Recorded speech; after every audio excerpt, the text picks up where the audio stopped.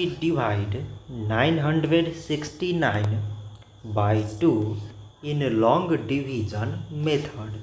So 2 times 4 is 8. On subtracting we get 1.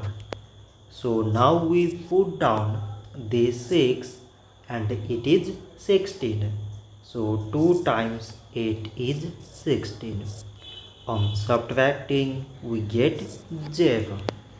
So again we put down this 9 and 2 times 4 is 8. On subtracting we get 1.